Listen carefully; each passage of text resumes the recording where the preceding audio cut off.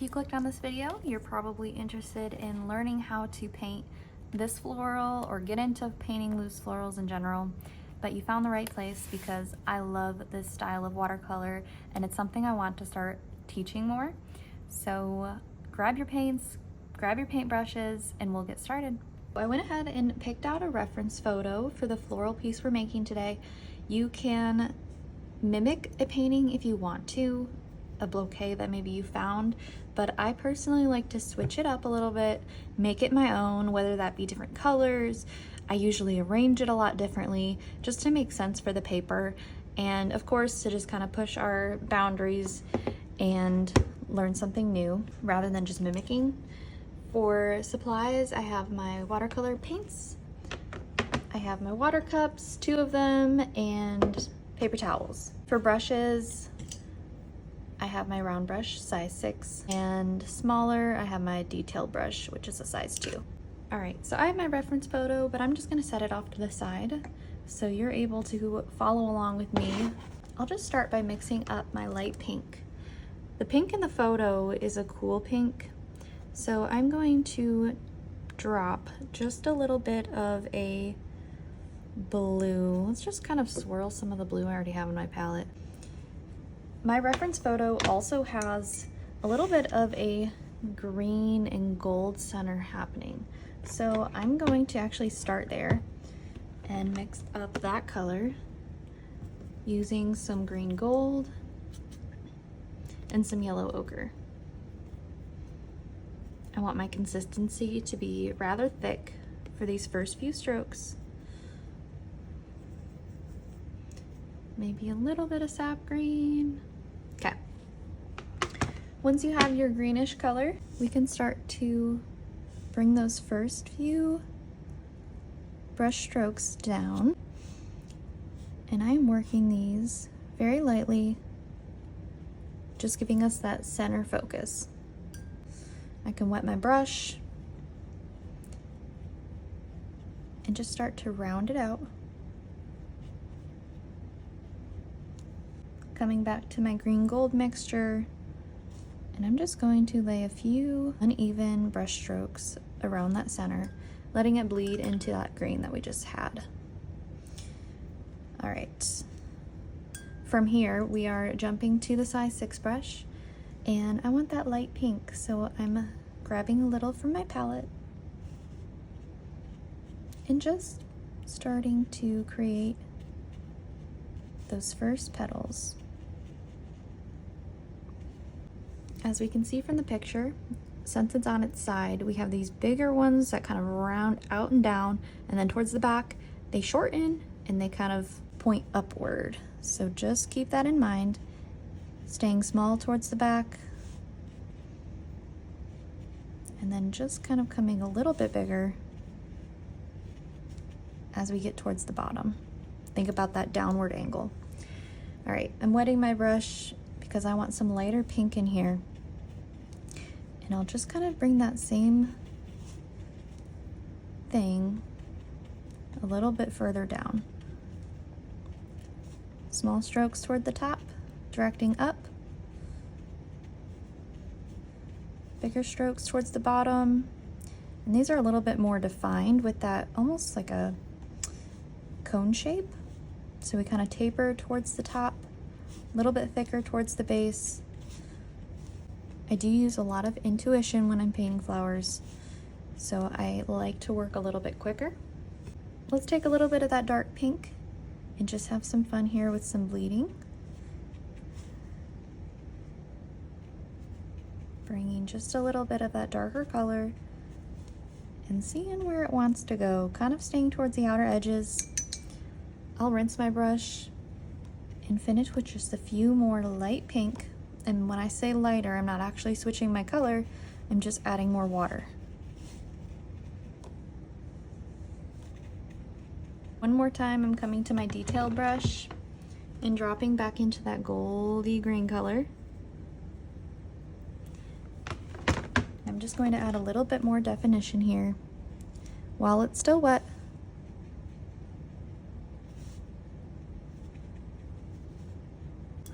And I like that, so we're going to leave that flower there.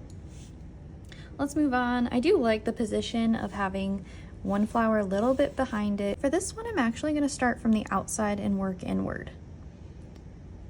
With our light pink color, I'm just going to create my own little shapes here. We are staying rather circular, but I don't want to mimic it exactly.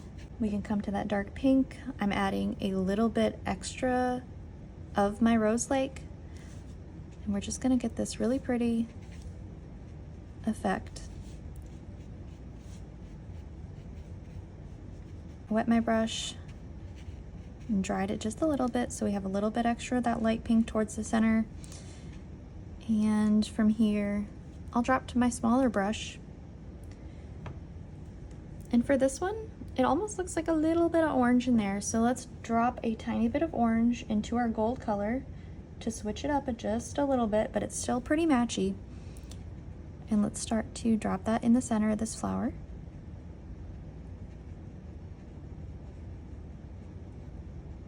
And back to my green gold.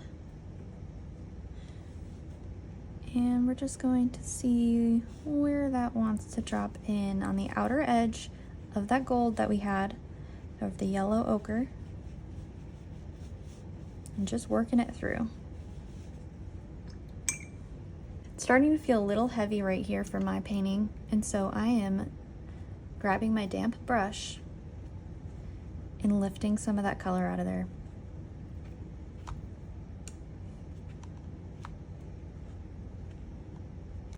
Anywhere where that I just kind of felt like I had too many colors,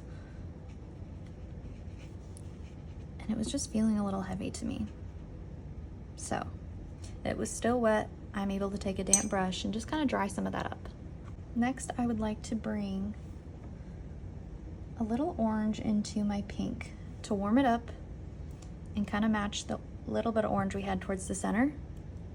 Let's just add a few dots there with the splatter technique. I just tapped my brush, let that blend. We got some pink up here. I don't care. I'm going to be working with some more greenery here soon. And let's start to paint a few leaves. I'll mix up my green color. Since I have a little bit more warmth in this flower with the little bit of orange that we had, let's start to bring a little bit of that warmth into our leaves.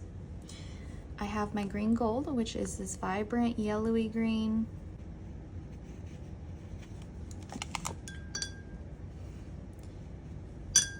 I like to wet my brush and let that color move on its own, with just a little bit of encouragement of your paintbrush.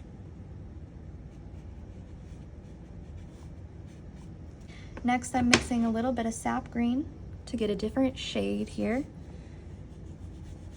But if you have just a little bit of blue, you can get the same effect.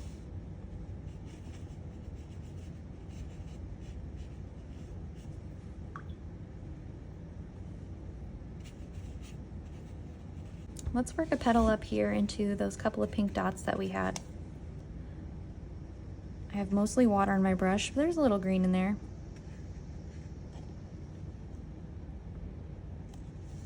I would like to be a little bit greener for sure, so let me take some paint directly to the edge and let it move on its own.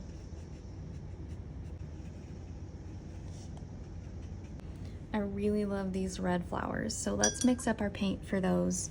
Looks like there's maybe a little bit of black or maybe a little bit of dark blue, so let me actually start with the blue. Come to my red that's already dried on my palette. You can see we get a purple. We're gonna have to add a lot more red to get to the color we want. I'll also add a little bit of my rose lake. And that's a really, really pretty color, so I think I'm gonna start right here with what I have mixed up. I'll start those first strokes with my smaller brush. Since we kind of have that coning in the center of the flower, it's easier to use the smaller brush. And I always like to start the center a little bit darker, so maybe I'm taking just a tiny bit of black towards the corner here.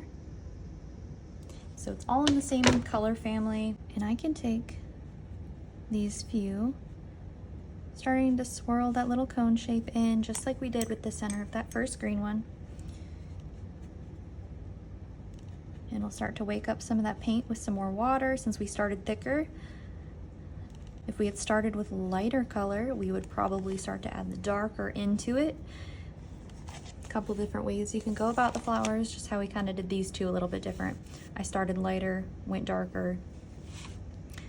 Now we're going dark into the lighter. Very quickly, I'm coming back to my thick paint mixture. I jumped up to my size 6 brush, and I am going to start to lay down those first petals.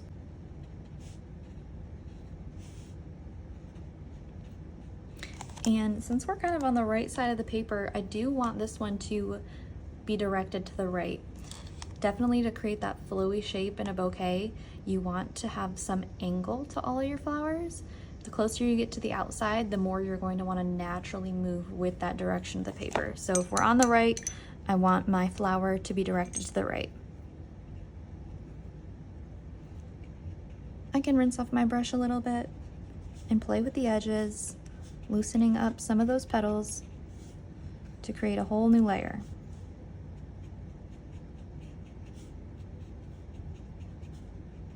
Back into my darker color. Let's add a few extra here down toward the bottom. Again, since we're not able to see that tilt quite as much, you're able to have shorter petals towards the top, bigger towards the bottom. And if there's any edges you want to clean up or anywhere that feels a little too heavy, just start to lift some of that paint back out. There is a tiny little green center on here, and rather than fully mimicking that green center, I like just the way that it looks. So I'm going to take my green gold, this vibrant green, and I'm just going to let some of that green run through any areas that it's still a little wet to just kind of bring a little emphasis to some of those layers. Don't go crazy here. These are very contrasting colors, so it'll be a lot more obvious. But I do want a little vibrancy from that green, which you can see here that we're getting, but in a pretty natural way once I blended it out. With my detail brush, I'm grabbing a little burnt umber and bringing it to my green corner over here.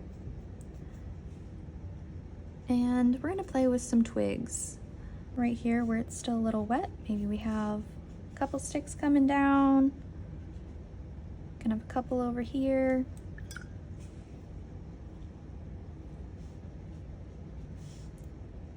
Little extra brown. And then we can have some leaves coming from here. So maybe I'm mixing back for a green. Maybe a touch of that brown kind of blends in there so it's all in the same range.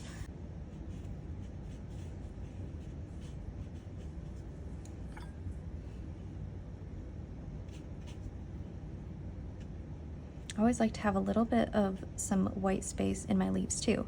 So you can see over here we left a little bit of the white areas in there. Adds a lot more interest to your leaves.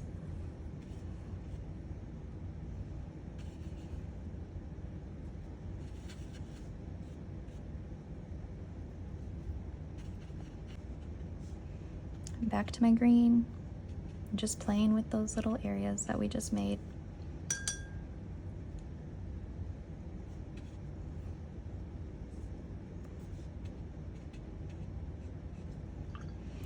One really great introduction to painting florals is to have your inspiration piece. And if a color palette is something you really struggle with, you can almost consciously look at the colors going on. And so let's see, we have back here, we have some flowers. I don't have to paint that exact flower, but I do like the little bit of brightness we have back here. It looks really pretty against the red. So I went ahead and just threw a couple leaves right there in that same color range to bring some vibrancy and lift. And it really does help us identify kind of that this one just looks a lot further back. We have that dark next to the light. It just creates that little bit of a layered look without us maybe fully realizing it. Let's add another one of those big red flowers. Your color doesn't have to be exactly the same for each of these reds, but get in that same range. I'm mixing this one up a little different with a little black, and I'm not even gonna start with that smaller brush. I'm just gonna go right into it. I can try and use the tip of the brush to make it similar, but I don't want this one to look exactly the same anyway, so let's see what happens.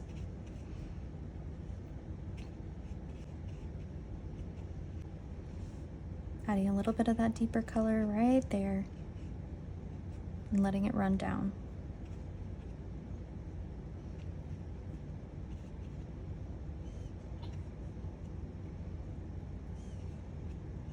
With like a little extra red in there. This one came out a lot lighter.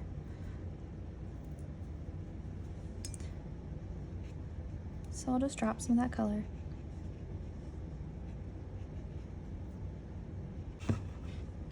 All right, you can see one more flower kind of towards the back that is in the red range.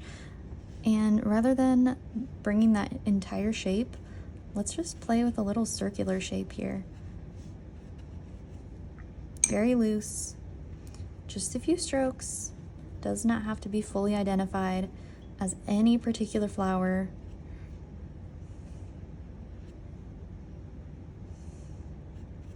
Kind of want to bring a little bit of that splatter back in, so let me grab some of my brownish green color.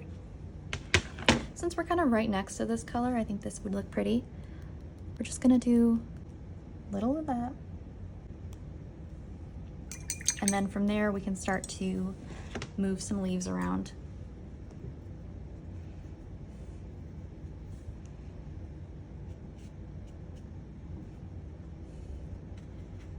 For the most part, I want these leaves to angle to the right, since we're kind of on the right side of the paper, just to kind of bring that flowy look.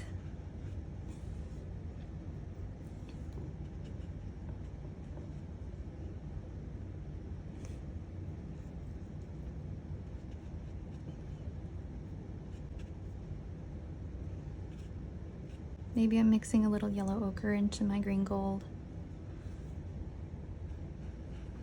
I'm just bringing a circular shape here.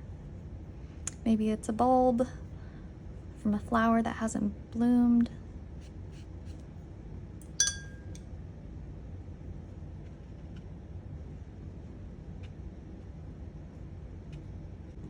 All right, and I don't want to overcomplicate this, but I would like to add a little bit more over here on the left. It is starting to feel rather heavy on the right side of the paper. And so let's add some twigs, some leaves, and maybe the hint of a couple flowers. Let me start with my detailed brush and work some of those twigs over on the left.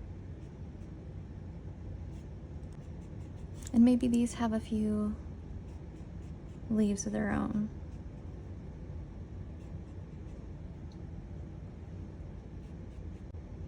You can mix up a couple different greens, or you can just wet your brush and you'll get a lot more of those color values coming through without having to constantly mix up 100 different greens.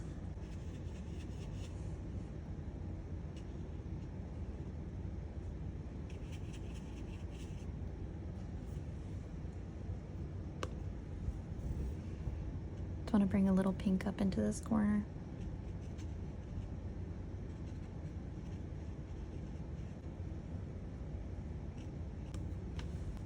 Drop a couple more leaves here.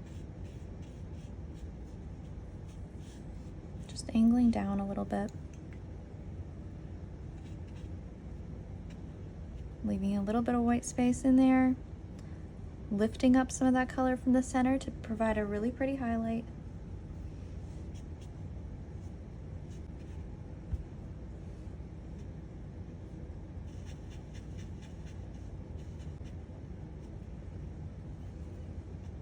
For our last red color, I want just a pop over here.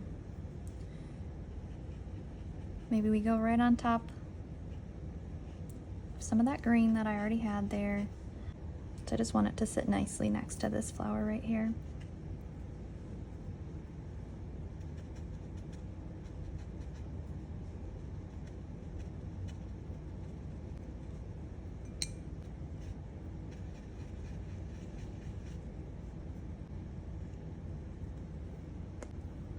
Grabbing my detailed brush, and I'll work a few last tiny leaves.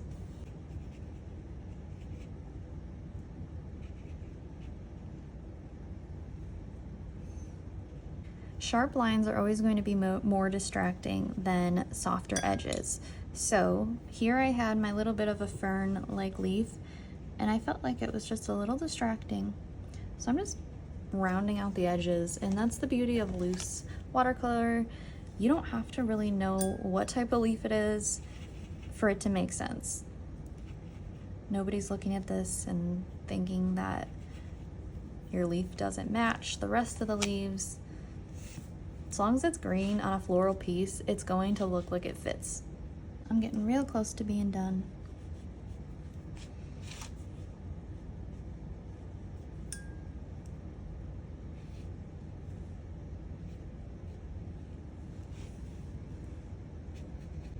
Maybe we have a little splatter over here into that wet area we just made with our leaf.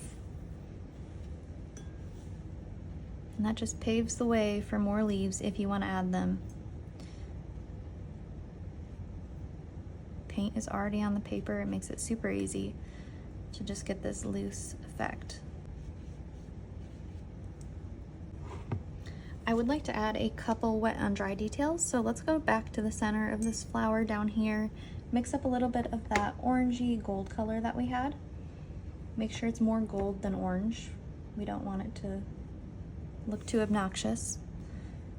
But let's just take that thick paint onto our detailed brush and just bring a few defining details here. A couple swirly lines, couple polka dots.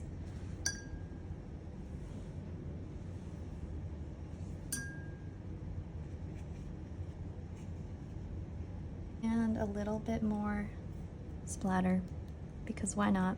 I'm going more into the green range. A little bit of green gold. I think that looks really pretty.